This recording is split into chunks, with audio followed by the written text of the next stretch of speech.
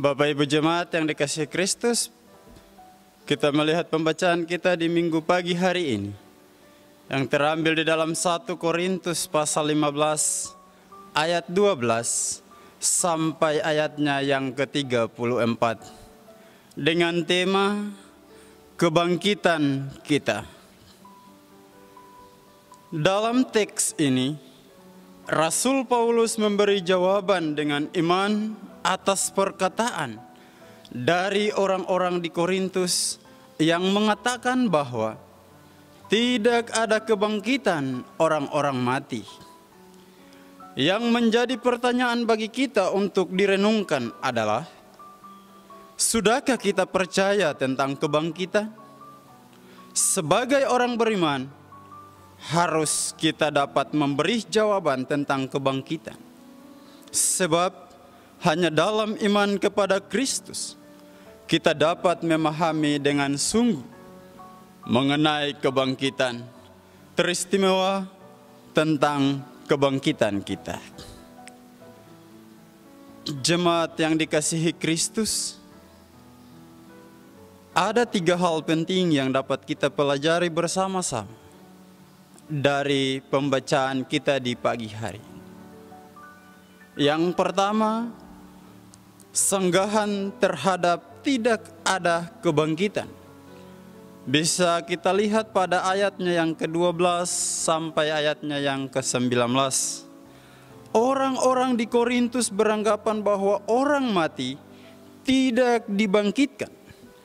Ini adalah suatu tantangan yang sangat serius terhadap pemberitaan Injil tentang kebangkitan Kristus. Karena jika saja orang di Korintus yakin bahwa orang mati tidak bangkit, maka bagaimana mungkin mereka dapat percaya akan kebangkitan Kristus? Namun anggapan ini dibantah oleh Rasul Paulus karena tidak ada kebangkitan orang mati. Jika tidak ada kebangkitan orang mati, maka Kristus pun tidak dibangkitkan. Jika dengan demikian, maka iman Rasul Paulus dan mereka yang percaya kepada Kristus dalam kebangkitannya pun menjadi sia-sia belaka. Dan kita sebagai orang yang percaya kepada Kristus belumlah terbebas dari dosa dan kematian. Selebihnya Paulus berdusta kepada Allah. Maka tentunya menjadi tantangan besar bagaimana mengatasi pandangan yang bertolak belakang serta menggugat kebenaran iman akan kebangkitan Kristus. Bapak Ibu Jemaat yang dikasihi dalam Tuhan kita Yesus Kristus, kebangkitan adalah urat nadi dan garis hidup ekonomi kerajaan Allah.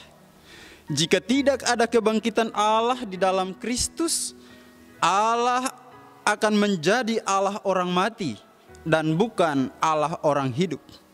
Matius pasal 22 ayat 32.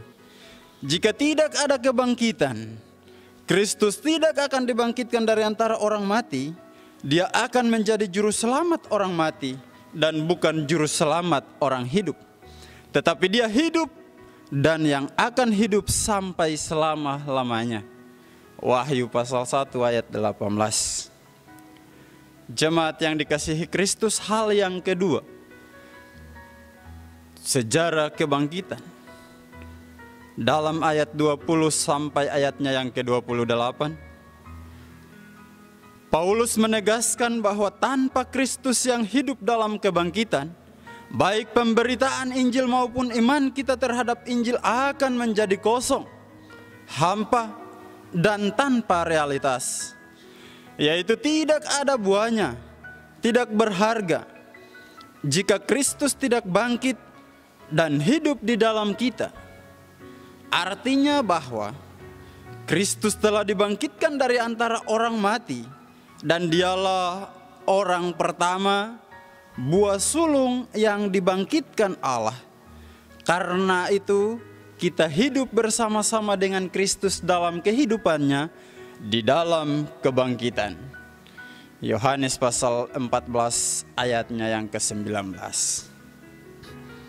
Jemaat yang dikasihi Kristus, dalam ayat 20 sampai 28 merupakan suatu perkataan sisipan yang membuktikan kebenaran kebangkitan dengan mengumumkan bahwa Kristus adalah buah sulung kebangkitan. Kristus adalah yang pertama bangkit dari antara orang-orang mati. Adalah buah sulung kebangkitan.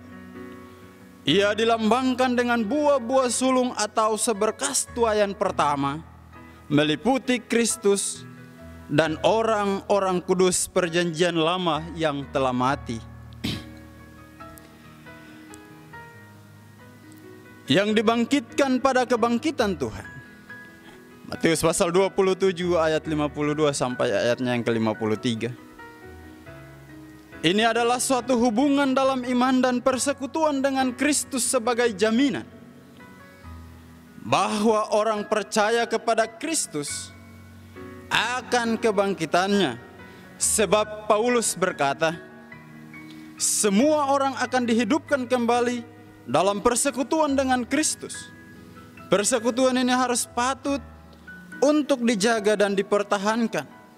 Karena hidup di dalam dan bersama Kristus tidak lagi akan ada maut. Jemaat yang dikasihi Kristus, hal yang ketiga yang dapat kita pelajari dari pembacaan, yaitu pengaruh moral dari kebangkitan. Orang Kristen di Korintus diingatkan oleh Rasul Paulus bahwa kebangkitan Kristus itu adalah sebuah kebenaran. Karena dengan kebangkitan Kristus kita telah dibebaskan dari penghukuman dosa dan bukan dari kuasa dosa. Kejatuhan manusia dalam dosa telah membawa kematian yang dilukiskan Paulus sebagai persekutuan dengan Adam. Tetapi oleh kebangkitan Kristus, maut itu telah ditaklukkan. Sehingga oleh persekutuan dengan Kristus ada kehidupan. Dan orang-orang yang menjadi milik Kristus akan mengalami kebangkitan. Karena itu orang-orang di Korintus diingatkan oleh Paulus tidak boleh disesatkan oleh mereka yang tidak mengenal Allah yang ada di tengah-tengah mereka. Jemaat yang dikasihi Kristus, ada dua hal penting yang dapat kita pelajari dan renungkan bersama-sama dari pembacaan di saat ini. Hal yang pertama, orang-orang yang hidup dalam persekutuan dengan Kristus akan memperoleh jaminan bahwa mereka akan dibangkitkan pada kedatangan Kristus. Oleh sebab itu, dalam kebangkitan kita, setiap orang percaya akan hidup menurut apa yang Allah kehendaki. Orang percaya harus hidup dalam pertobatan yang sungguh dan tidak mengandalkan pengetahuan dalam dirinya, serta tidak mengikuti nafsu duniawi, karena ada janji kehidupan kekal di dalam Kristus. Hal yang kedua, dalam kebangkitan Kristus orang percaya diharapkan untuk mempertahankan persekutuan dengan Kristus dan hidup dalam ketaatan hanya pada Tuhan. Itu berarti harus meninggalkan cara hidup yang lama dan harus memiliki komitmen untuk hidup baru bersama dan di dalam Kristus. Hanya dengan demikian kita sebagai orang percaya akan mengalami janji kebangkitan untuk hidup kekal. Amin.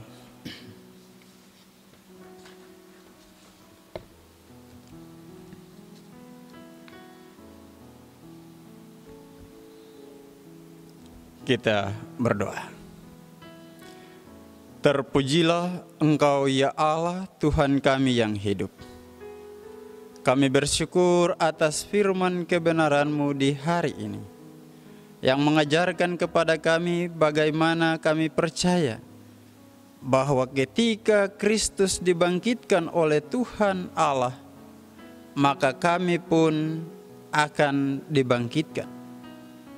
Kami telah bangkit di dalam Kristus oleh karena pengorbanan-Mu, sehingga kami boleh ada di dalam satu persekutuan yang utuh di dalam Tuhan Yesus Kristus.